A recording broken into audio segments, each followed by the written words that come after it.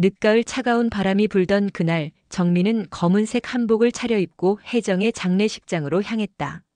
40년 넘게 함께한 친구의 마지막 길을 배웅하는 마음은 무겁기만 했다. 혜정아, 너무 갑작스럽게 떠나버렸구나. 정민은 영정 사진 속 환하게 웃고 있는 혜정의 모습을 바라보며 눈물을 훔쳤다. 폐암 말기 진단을 받고 불과 3달 만에 세상을 떠난 혜정. 마지막까지 괜찮다, 걱정하지 말라며 씩씩하게 웃던 그녀의 모습이 떠올랐다. 장례식장은 혜정을 아끼던 많은 사람들로 붐볐다. 아파트 분여회에서 함께 활동했던 이웃들, 요가 교실에서 만난 친구들, 그리고 혜정의 가족들이 모여 마지막 인사를 나누었다. 정민은 상주석에 앉아있는 혜정의 남편 진수와 아들 민호를 바라보며 위로의 말을 건넸다. 형수님, 혜정이가 정말 좋은 친구를 두었네요. 마지막까지 정미 씨 이야기를 자주 했어요. 진수는 붉어진 눈가를 닦으며 말했다. 혜정이는 나에게도 정말 소중한 친구였어요. 이렇게 먼저 가버리다니. 정미도 다시 한번 눈물을 흘렸다. 발인이 끝나고 며칠이 지난 어느 날 정미에게 뜻밖의 전화가 걸려왔다. 정미 여사님이시죠? 저는 김 변호사입니다. 고 혜정 여사님의 유언 집행을 담당하고 있는데요. 시간 되실 때 한번 뵐 수 있을까요? 변호사의 전화를 받고 의아해하던 정민은 이틀 뒤 변호사 사무실을 찾았다. 깔끔하게 정돈된 사무실에서 김 변호사는 정중한 태도로 정미를 맞이했다. 혜정 여사님께서 생전에 정미 여사님께 꼭 전해드리고 싶은 것이 있다고 하셨습니다. 김 변호사는 책상 위에 놓인 작은 나무 상자를 정미 쪽으로 밀어주었다. 상자는 손바닥 크기의 작은 목재 상자였는데 표면에는 섬세한 꽃 무늬가 조각되어 있었다. 정민은 그 상자를 보자마자 기억이 났다. 20년 전 혜정과 함께 인사동을 구경하다 우연히 들른 공예품 가게에서 혜정이 사온 바로 그 상자였다. 이 상자를 왜 나에게? 정민은 궁금했지만 혜정의 마지막 뜻이라면 받아들여야 했다. 그리고 이것도 함께 전해드리라고 하셨습니다. 김 변호사는 봉투 하나를 더 내밀었다. 봉투 위에는 정미의 이름이 혜정의 친필로 적혀 있었다. 집으로 돌아온 정미는 혼자 있는 시간을 기다렸다. 남편 경수는 골프 모임에 나가 있었고 딸 소라는 직장에서 야근 중이었다. 조용한 거실에서 정미는 혜정이 남긴 편지부터 읽어보기로 했다. 정미야, 이 편지를 읽고 있다면 나는 이미 이 세상에 없을 거야. 미안해. 마지막에 이런 식으로 진실을 알려주게 되어서. 하지만 이것만은 내가 알아야 한다고 생각했어. 상자 안의 것들을 보면 이해할 거야. 정말 미안해, 내 친구야. 편지를 읽고 난 정민은 가슴이 두근거렸다. 무언가 불길한 예감이 들었지만 호기심을 참을 수 없었다. 혜정이 무엇을 그렇게 미안해했을까? 상자 안에는 도대체 무엇이 들어있을까? 정민은 찻잔에 따뜻한 차를 우려내고 마음을 가다듬었다. 그리고 천천히 작은 나무 상자의 뚜껑을 열었다. 그 순간 정미의 평온했던 일상은 송두리째 흔들리기 시작했다. 상자 뚜껑이 열리자 가장 먼저 눈에 들어온 것은 오래된 사진들이었다. 누렇게 바랜 사진들이 작은 고무줄로 묶여 있었고 그 옆에는 작은 은색 열쇠 하나가 놓여 있었다. 정미는 떨리는 손으로 사진 묶음을 꺼내 고무줄을 풀었다. 첫 번째 사진을 보는 순간 정미의 얼굴이 창백해졌다. 사진 속에는 젊은 시절의 혜정과 자신의 남편 경수가 다정하게 어깨를 나란히 하고 찍힌 모습이 담겨 있었다. 이게 뭐지? 정미는 믿을 수 없다는 표정으로 다음 사진을 넘겼다. 두 번째 사진에는 경수가 혜정의 어깨를 감싸고 있었고 세 번째 사진에는 둘이 함께 바닷가를 걸으며 손을 잡고 있는 모습이었다. 사진들을 하나씩 넘길 때마다 정미의 심장은 더욱 빨리 뛰었다. 혜정과 경수가 함께 식사하는 모습, 공원에서 벤치에 앉아 대화하는 모습, 심지어 포옹하고 있는 사진까지 있었다. 사진의 뒷면에는 날짜가 적혀 있었는데 가장 오래된 것은 25년 전, 가장 최근 것은 불과 작년이었다. 25년. 25년 동안? 정미는 중얼거리며 사진을 다시 자세히 들여다봤다. 결혼한 지 30년이 넘는 동안 남편과 자신의 가장 친한 친구 사이에 이런 일이 있었다는 것인가? 더 충격적인 것은 사진 속 두 사람의 표정이었다. 단순한 친구 사이가 아닌 연인 같은 다정함과 애정이 역력히 드러나 있었다. 혜정의 얼굴에는 경수를 바라보는 깊은 사랑이 담겨 있었고 경수의 표정에도 정미가 한 번도 본 적 없는 부드러움이 있었다. 정미는 사진 한 장을 떨리는 손으로 들고 자세히 살펴봤다. 5년 전 찍힌 사진으로 두 사람이 어느 카페에서 마주 앉아 있는 모습이었다. 혜정은 경수의 손을 잡고 있었고 경수는 혜정을 바라보며 환하게 웃고 있었다. 그 웃음은 집에서 정미에게 보여주던 것과는 전혀 달랐다.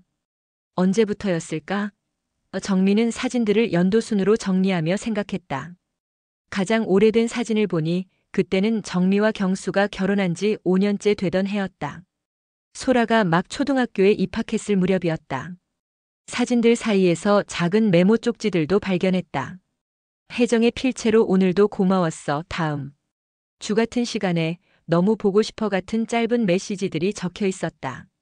그리고 경수의 필체로 된 쪽지도 있었다.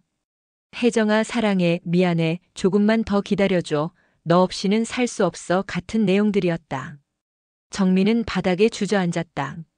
다리에 힘이 빠져 더 이상 서 있을 수 없었다. 40년 넘게 친구로 지내온 혜정, 30년 넘게 남편으로 믿고 살아온 경수.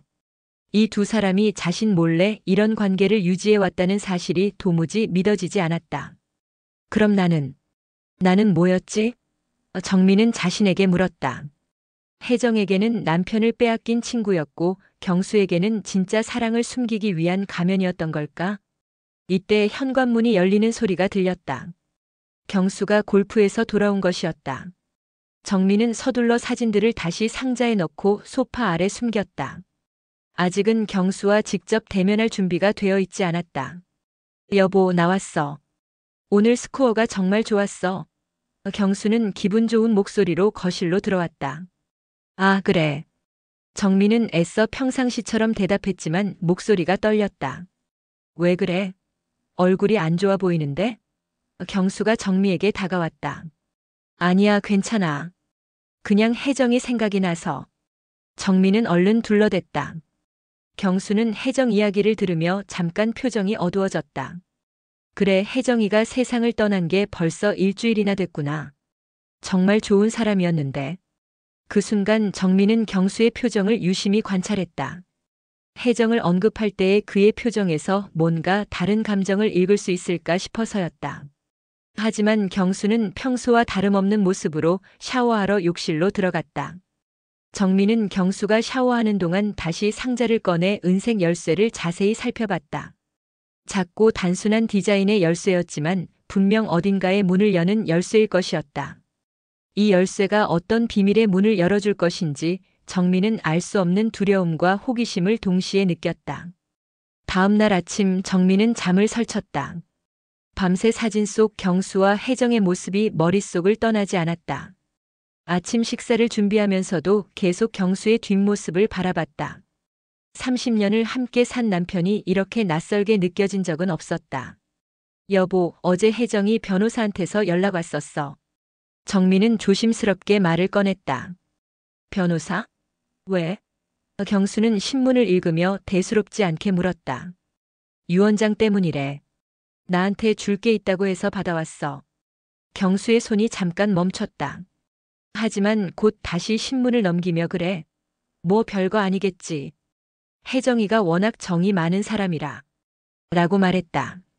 당신 혜정이랑 언제부터 알고 지냈지? 정미가 갑자기 물었다. 응? 혜정이랑? 너 통해서 알게 된 거 아니야? 왜 갑자기 그런 걸 묻는 거야? 경수는 조금 당황한 듯 보였다. 그냥 궁금해서. 혜정이가 죽고 나니까 우리가 그동안 어떻게 지냈는지 돌이켜보게 되네. 경수는 잠깐 생각하는 듯 하더니 글쎄 정확히 기억은 안 나지만 너희가 친하니까 자연스럽게 알게 된 거 아닌가? 별로 깊이 알고 지낸 사이는 아니었어. 라고 답했다. 정미는 그 말을 들으며 속으로 씁쓸했다. 25년 전부터 최근까지 찍힌 그 많은 사진들을 보면 별로 깊이 알고 지낸 사이가 아니었다는 말은 새빨간 거짓말이었다. 경수가 출근하고 난 후 정미는 다시 상자를 꺼내 사진들을 자세히 살펴봤다. 이번에는 사진 속 배경과 상황들을 더 면밀히 관찰했다. 한 사진에는 두 사람이 함께 등산복을 입고 산 정상에서 찍힌 모습이 있었다. 정민은 그 등산복을 기억했다. 경수가 회사 동료들과 등산 간다며 입고 나갔던 바로 그 옷이었다. 또 다른 사진에는 경수가 출장이라고 했던 날짜가 적혀 있었는데 사진 속에서는 혜정과 함께 놀이공원에서 즐거워하고 있었다. 정민은 그날을 기억했다. 경수가 부산 출장 2박 3일이라고 했던 바로 그날이었다. 거짓말. 다 거짓말이었구나. 정민은 분노가 치밀어 올랐다. 더 충격적인 것은 최근에 찍힌 사진들이었다. 작년 여름 정미가 딸 소라와 함께 제주도 여행을 갔을 때 찍힌 것으로 보이는 사진이 있었다. 그 사진에는 경수와 혜정이 서울 시내 한 고급 호텔 라운지에서 와인을 마시며 대화하는 모습이 담겨 있었다. 그때 당신은 몸이 아프다고 집에 혼자 있겠다고 했잖아. 정민은 사진을 보며 목소리를 높였다. 사진들 사이에서 또 다른 메모들을 발견했다. 이번에는 좀 더 길고 구체적인 내용들이었다. 혜정의 필체로 된 메모에는 경수야, 오늘 정미가 또 당신 자랑을 했어. 미안해, 나 때문에 당신이 거짓말을 해야 하는구나. 하지만 당신 없이는 정말 살 수 없어. 라고 적혀 있었다. 경수의 필체로 된 메모에는 혜정아, 미안해. 정미한테 거짓말하는 것도 미안하고 너한테 이런 상황을 만들어준 것도 미안해. 하지만 나도 너 없이는 안 돼. 라고 적혀 있었다. 정미는 메모를 읽으며 온몸이 떨렸다. 25년 동안 자신이 모르는 사이에 남편과 친구가 이런 관계를 유지해왔다니. 그것도 자신을 속이고 자신이 두 사람의 사랑을 방해하는 존재인 것처럼 여기면서. 나는 뭐였던 거야? 정민은 거울 앞에 서서 자신의 모습을 바라봤다. 65세의 나이에 접어들며 주름이 늘어난 얼굴, 하얗게 샌 머리카락. 혜정과 비교했을 때 자신이 부족했던 것일까? 남편의 사랑을 지키지 못한 자신이 잘못된 것일까? 하지만 곧 분노가 슬픔을 밀어냈다. 아니야, 잘못한 건 저들이야. 나를 속이고 나를 바보로 만든 건 저들이라고.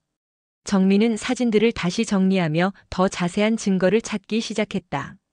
만약 이것이 정말 사실이라면, 그리고 25년 동안 지속된 불륜이라면 자신도 가만히 있을 수는 없었다. 저녁에 경수가 돌아왔을 때 정민은 이미 마음의 준비를 마쳤다. 더 이상 모른 척할 수 없었다. 여보, 우리 이야기 좀 해야겠어. 정민은 단호한 목소리로 말했다. 무슨 이야기? 경수는 넥타이를 풀며 물었다. 혜정이 이야기. 정민은 사진 한 장을 탁자 위에 올려놓았다. 5년 전 경수와 혜정이 손을 잡고 찍힌 그 사진이었다. 경수의 얼굴이 순간 창백해졌다. 에이, 이게 뭐야? 내가 묻고 싶은 건 바로 그거야. 이게 뭐냐고. 정미의 목소리는 차갑고 단단했다. 경수는 사진을 보고 잠시 할 말을 잃었다가 이내 진정을 되찾으려고 애썼다. 이게 어디서 나온 거야? 그의 목소리는 떨리고 있었다. 혜정이가 남긴 거야. 나한테 꼭 보라고 남긴 거라고. 정민은 또 다른 사진들을 꺼내 탁자 위에 펼쳤다. 이것만이 아니야. 이런 사진이 수십 장이나 돼. 경수는 사진들을 훑어보며 점점 더 당황했다. 정미야, 이건 오해야. 그냥 친구 사이에. 25년 동안 친구 사이에 이렇게 사진을 찍어? 정민은 가장 친밀해 보이는 사진을 들어 올렸다. 여기 보라고. 당신이 혜정이를 포옹하고 있잖아. 이게 친구 사이야? 경수는 더 이상 변명하기 어렵다는 것을 깨달았다. 정미야. 미안해. 정말 미안해. 미안하다고? 그게 끝이야? 정미의 목소리가 높아졌다. 25년 동안 나를 속이고 내 친구와 바람을 피우고 그냥 미안하다고 하면 끝나는 거야? 아니야, 그게 아니라. 경수가 변명하려 했지만 정민은 듣지 않았다. 당신이 출장 간다고 할 때, 등산 간다고 할 때, 회사 일이 늦는다고 할 때, 다 혜정이와 만나러 간 거지. 정민은 하나하나 따져 물었다. 경수는 고개를 떨구고 대답하지 못했다. 그 침묵이 오히려 모든 것을 인정하는 것 같았다. 지금이라도 솔직히 말해. 언제부터였어? 정미는 차분하지만 단호하게 물었다. 정미야, 이런 식으로 알게 될 줄은 몰랐어. 혜정이가 왜 이런 걸 남겼는지. 경수는 한숨을 쉬며 말했다. 언제부터였냐고 물었어. 정미는 반복했다. 결혼하고 5년째 되던 해부터. 경수의 목소리는 거의 들리지 않을 정도로 작았다. 정미는 그 말을 듣고 한동안 말이 없었다. 25년. 정말로 25년 동안이었다. 왜? 정미는 간단하지만 무거운 질문을 던졌다. 정미야, 이건 설명하기 어려워. 그냥 그렇게 된 거야. 그렇게 된 거라고. 25년 동안 그냥 그렇게 된 거라고. 정미는 분개했다. 이틀 동안 경수와 정미는 제대로 된 대화를 나누지 못했다. 경수는 출근할 때도 퇴근해서도 정미와 눈을 마주치지 않으려 했다. 정미는 계속 상자 속 물건들을 뒤져보며 더 많은 단서를 찾으려 애썼다. 그러던 중 정미는 사진들을 더 자세히 분석하기 시작했다. 배경, 장소, 시간 등을 체크해가며 두 사람의 만남 패턴을 파악하려 했다. 그리고 마침내 중요한 단서를 발견했다. 여러 사진에서 반복적으로 나타나는 장소가 있었다. 어떤 건물의 입구 앞에서 찍힌 사진들이었는데 건물 번호판이 희미하게 보였다. 정미는 돋보기를 가져와 숫자를 자세히 들여다봤다. 창고 107호라고 적혀 있었다. 창고. 정미는 중얼거렸다. 왜 창고 앞에서 사진을 찍었을까? 정미는 인터넷을 검색해서 해당 주소를 찾아봤다. 서울 외곽의 한 임대 창고 단지였다. 그리고 그제서야 상자 속 은색 열쇠의 용도를 깨달았다. 그 열쇠가 창고 열쇠구나. 다음 날 정미는 그 창고 단지를 찾아갔다. 생각보다 큰 규모의 단지였고 107호를 찾는 것은 어렵지 않았다. 창고 앞에 서서 은색 열쇠를 꺼냈을 때 정미의 심장은 다시 빨리 뛰기 시작했다. 열쇠가 맞았다. 문이 쉽게 열렸다. 창고 안은 생각보다 깔끔하게 정리되어 있었다. 작은 책상과 의자 그리고 여행용 가방 2개가 놓여 있었다. 벽면에는 경수와 혜정의 사진들이 액자에 넣어져 걸려 있었다. 마치 그들만의 작은 공간을 꾸며놓은 것 같았다. 정미는 여행 가방을 열어봤다. 한 가방에는 경수의 옷들이, 다른 가방에는 혜정의 옷들이 들어있었다. 그리고 가방 옆에는 작은 서랍장이 있었다. 첫 번째 서랍에는 두 사람이 함께 여행을 갔을 때의 기념품들이 가득했다. 호텔 키카드, 비행기 표, 관광지 입장권 등등. 정미는 날짜들을 확인했다. 모두 자신이 모르는 사이에 두 사람이 함께 다녀온 여행들이었다. 두 번째 서랍에는 편지들이 가득했다. 혜정이 경수에게 쓴 편지, 경수가 혜정에게 쓴 편지들. 정미는 손이 떨렸지만 몇 통을 꺼내 읽어봤다. 경수야, 오늘도 당신과 함께한 시간이 꿈만 같았어. 정미 앞에서 당신을 그냥 친구로만 대해야 하는 게 정말 힘들어. 언제까지 이래야 할까? 마이너스 혜정. 혜정아, 나도 마찬가지야. 하지만 지금 당장은 어쩔 수 없어. 정미와 소라를 생각하면. 조금만 더 기다려줘. 마이너스 경수. 편지를 읽으면서 정미는 분노와 배신감에 온몸이 떨렸다. 하지만 그보다 더 충격적인 것은 세 번째 서랍에 있었다. 통장과 각종 서류들이 정리되어 있었다. 경수혜정이라는 이름으로 개설된 공동명의 적금 통장, 그리고 두 사람이 함께 계획했던 것으로 보이는 해외여행 계획서들. 심지어 우리만의 집이라는 제목으로 써진 부동산 매물 정보까지 있었다. 이 사람들이 진짜로 함께 살 계획까지 세웠구나. 정미는 허탈한 웃음을 지었다. 마지막으로 네 번째 서랍을 열었을 때 정미는 가장 큰 충격을 받았다. 의료 서류와 검사 결과지들이 들어있었는데 그 중에는 혜정의 임신 확인서가 있었다. 20년 전 날짜로 되어 있었다. 정미는 그 서류를 보며 무릎이 꺾였다. 바닥에 주저앉아 서류를 다시 자세히 읽어봤다. 분명히 혜정의 이름으로 되어 있었고 임신 12주 차라고 적혀 있었다. 임신을. 혜정이가 경수의 아이를. 정미는 중얼거렸다. 그럼 그 아이는 어떻게 된 것일까? 서랍을 더 뒤지자 낙태수술 확인서도 함께 있었다. 임신 확인서로부터 2주 후의 날짜였다. 그리고 그 옆에는 경수의 필체로 쓰인 편지가 있었다.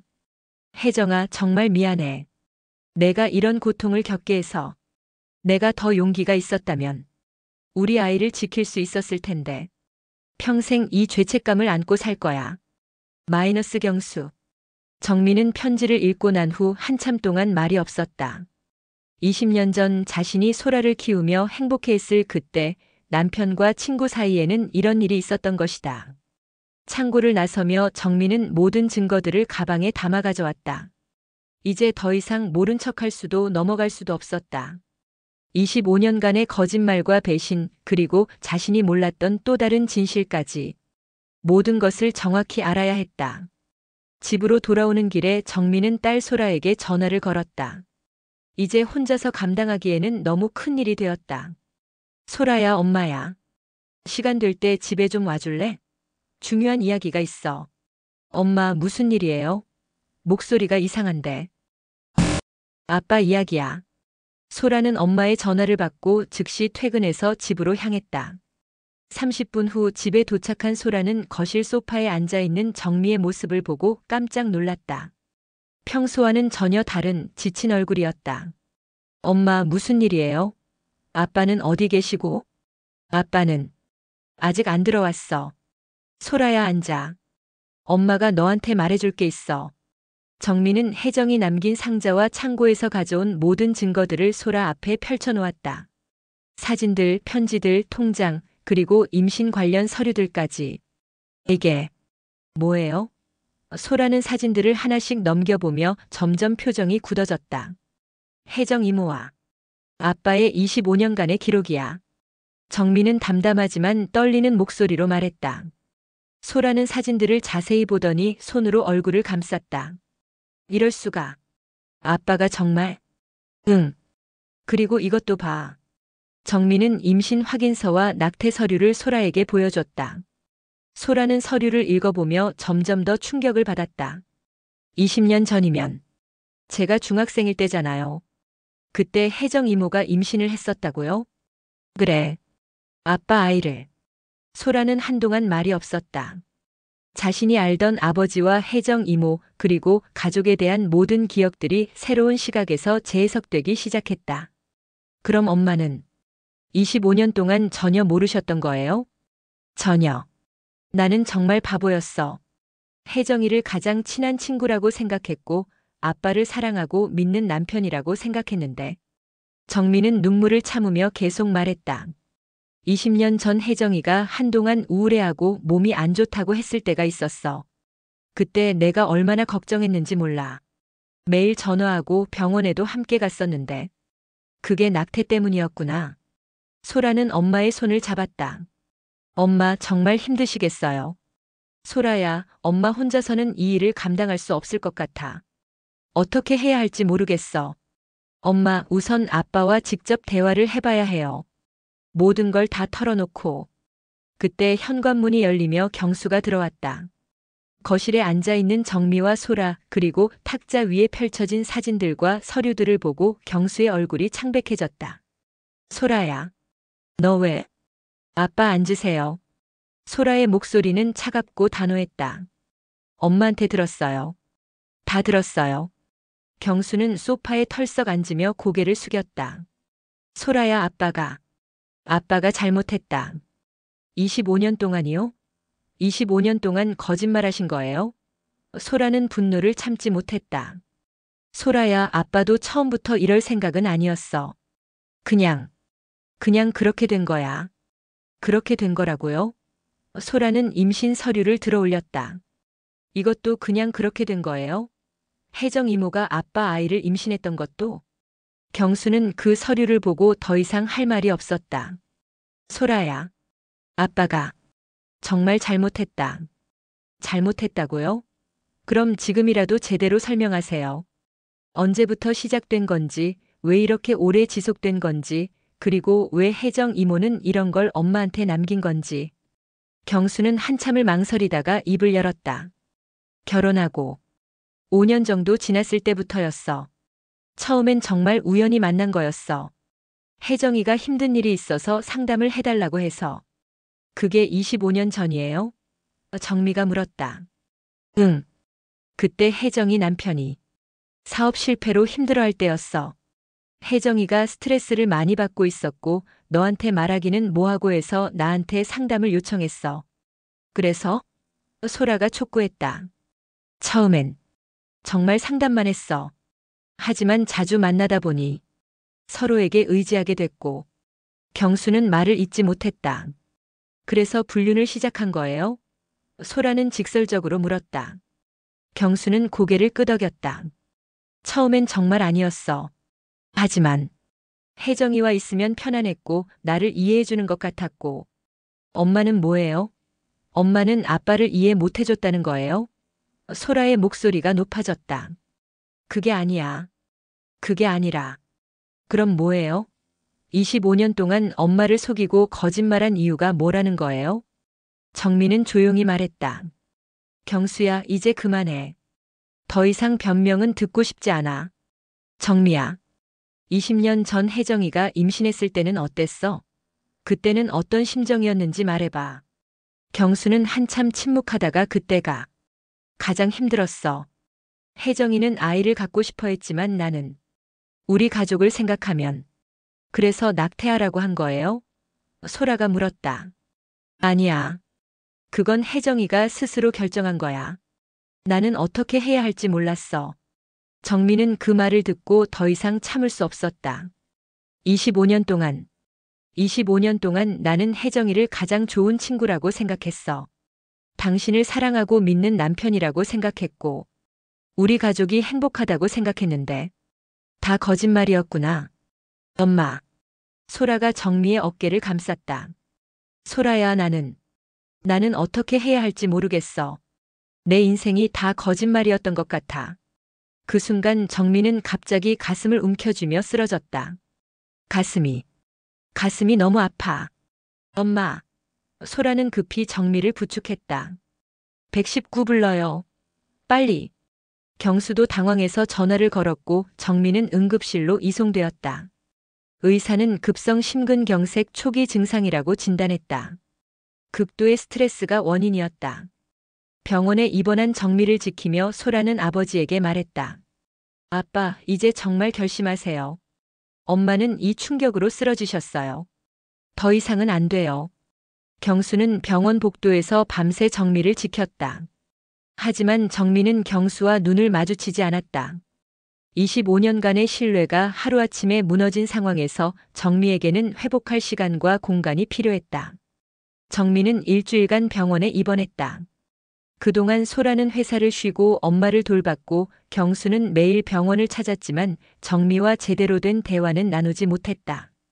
정미는 경수가 오면 고개를 돌리거나 눈을 감았다. 퇴원날 정미는 소라에게 말했다. 소라야, 엄마 혼자 있고 싶어. 당분간 아빠랑 같이 있기 힘들 것 같아. 엄마 어디로 가실 건데요? 일단 너희 작은 엄마 집에 가서 좀 지낼게. 마음 정리할 시간이 필요해. 소라는 걱정스러웠지만 엄마의 결정을 존중했다. 알겠어요. 그런데 엄마, 이 일을 어떻게 할 건지 생각해 보셨어요? 아직은 모르겠어. 너무 충격이 커서. 정민은 언니 정숙의 집으로 향했다.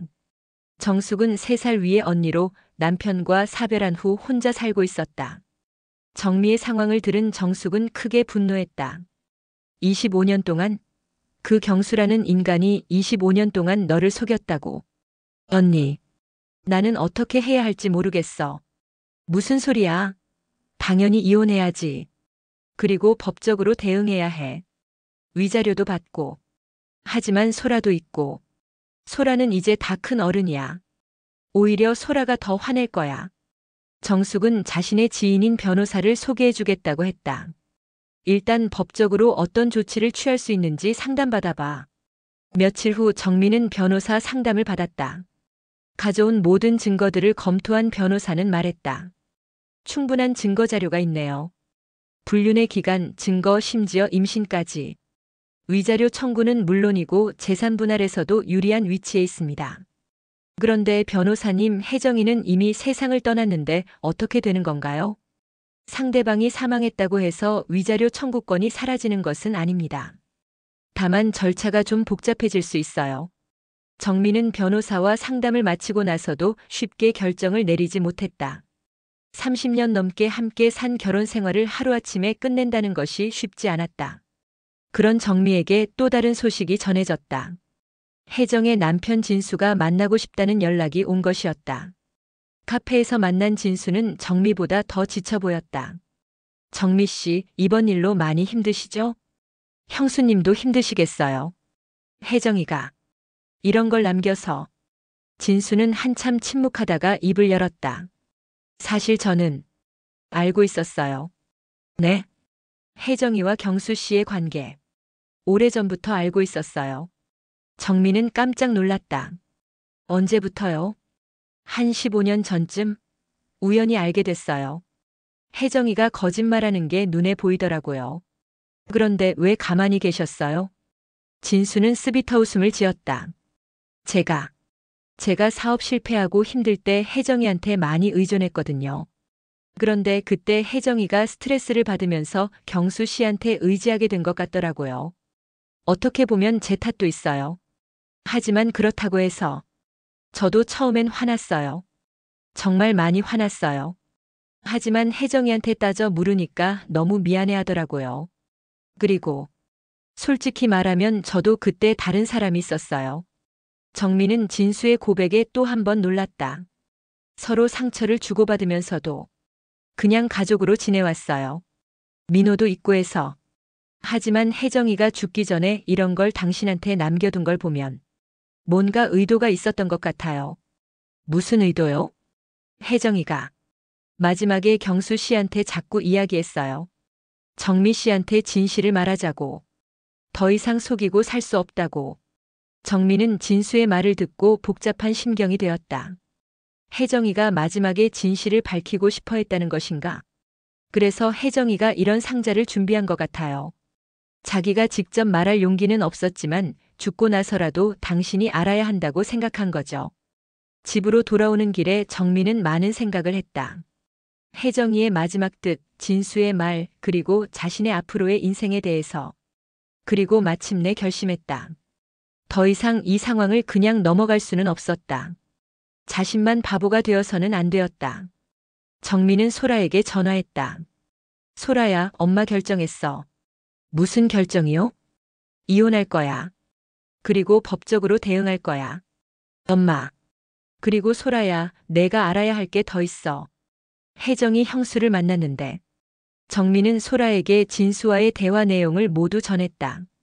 소라도 놀랐지만 엄마의 결정을 지지했다. 엄마, 제가 도와드릴게요. 변호사비도 제가 낼게요. 고마워, 소라야. 엄마 혼자서는 할 수 없는 일이었어. 다음 날 정미는 변호사 사무실을 다시 찾았다. 이번에는 확실한 마음으로. 변호사님, 이혼 소송을 진행하고 싶어요. 그리고 위자료도 청구하고 싶고요. 알겠습니다. 준비하시죠. 정미의 새로운 전쟁이 시작되었다. 25년간의 거짓말과 배신에 대한 정당한 대가를 치르게 하는 것. 그것이 자신과 딸 소라 그리고 자신의 남은 인생을 위한 선택이었다. 정미가 이혼 소송을 준비하고 있던 중 뜻밖의 소식이 전해졌다. 혜정의 유언 집행을 담당하던 김 변호사로부터 다시 연락이 온 것이었다. 정미 여사님, 죄송하지만 다시 한번 뵐 수 있을까요? 혜정 여사님의 유언과 관련해서 추가로 알려드릴 사항이 있습니다. 정미는 불길한 예감을 느끼며 변호사 사무실을 찾았다. 김 변호사는 심각한 표정으로 서류를 정미 앞에 펼쳐놓았다. 혜정 여사님의 유언장에 따르면 재산의 일부를 경수 씨에게 상속한다고 되어 있습니다. 네? 뭐라고요? 정미는 믿을 수 없다는 표정을 지었다. 전체 재산의 30%에 해당하는 금액을 경수 씨에게 상속한다고 명시되어 있습니다. 약 3억 원 정도의 금액입니다. 정미는 한동안 말을 잇지 못했다. 그럼 혜정이가 죽어서도 경수한테 돈을 주겠다는 거예요? 유언장은 법적으로 유효합니다.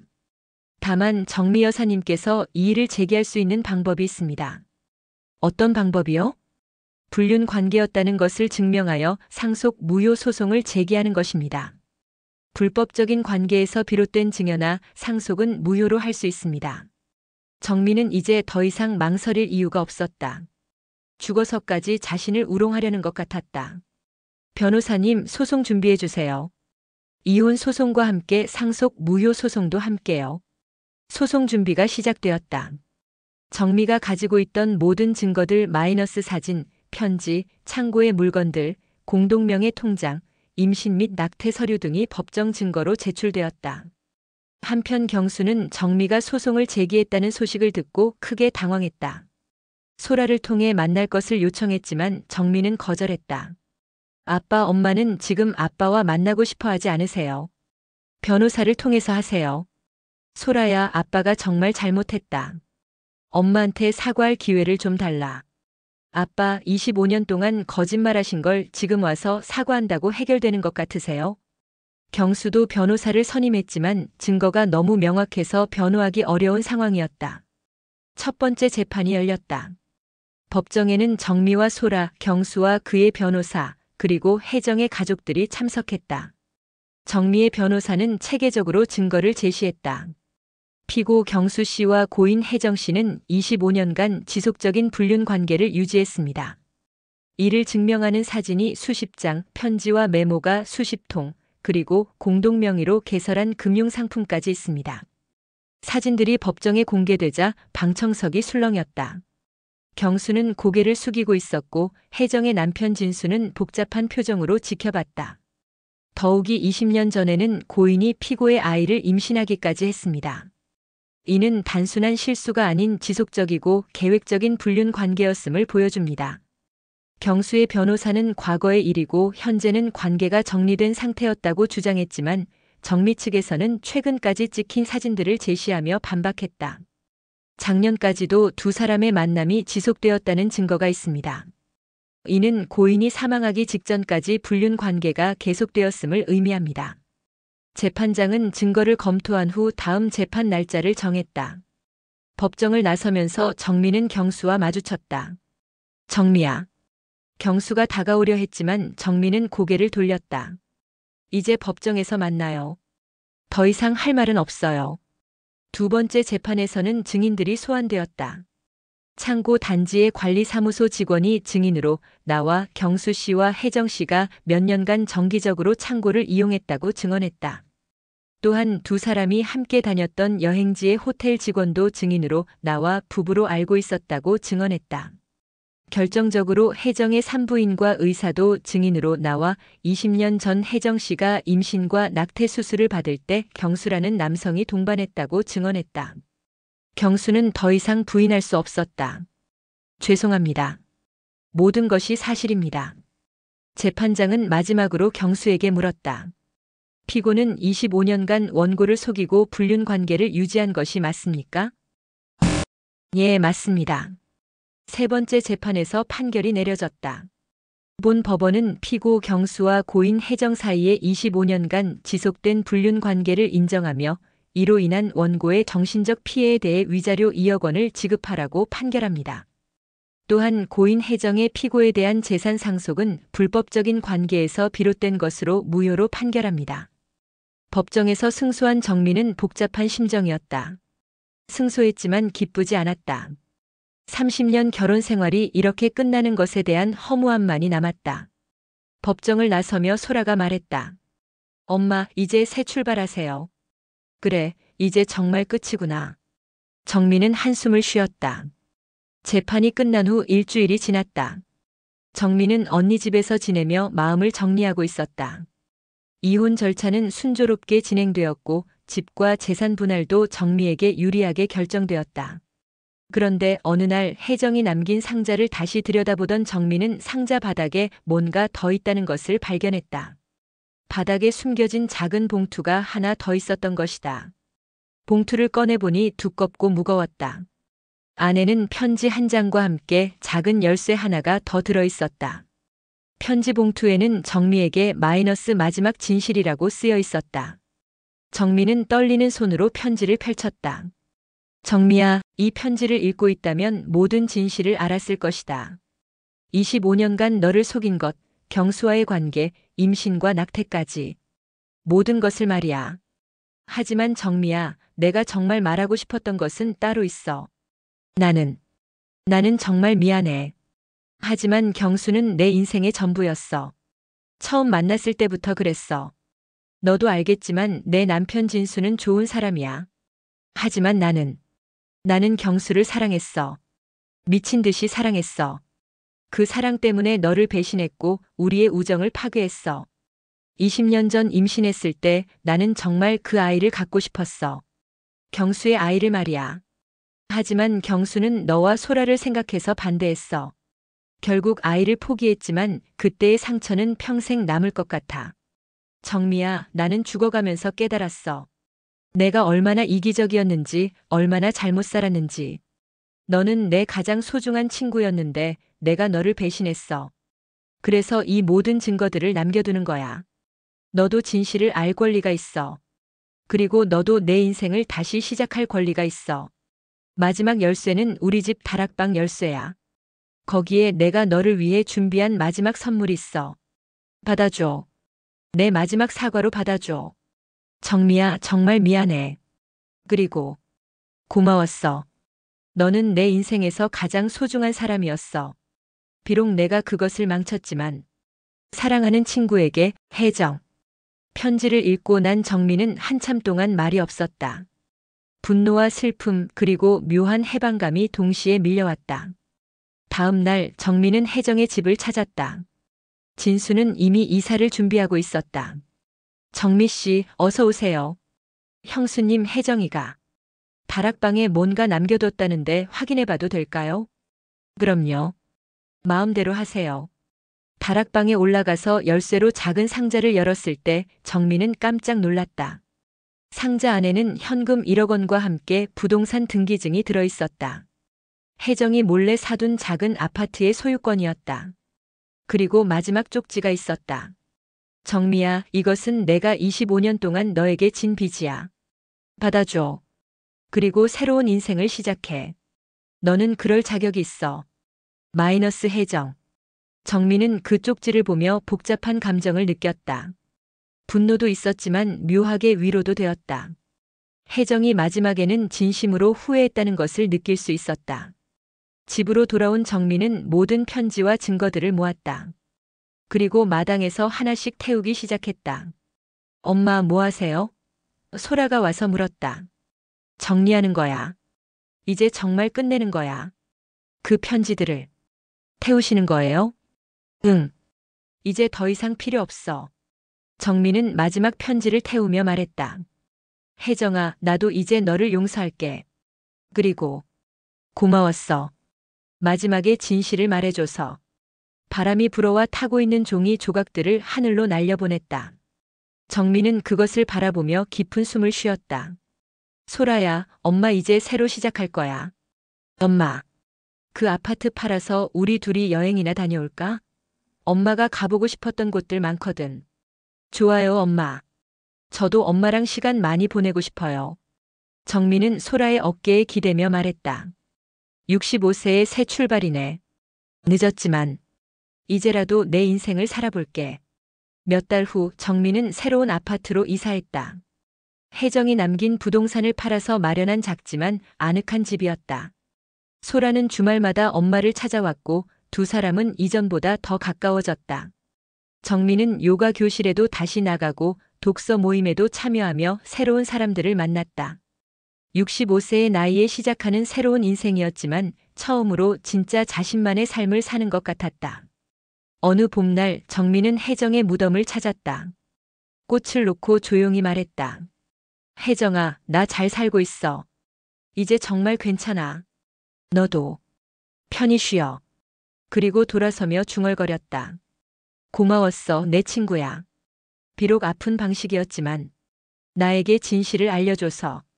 정미는 가벼운 발걸음으로 무덤을 떠났다. 65년 인생 중 처음으로 정말로 자유로운 기분이었다.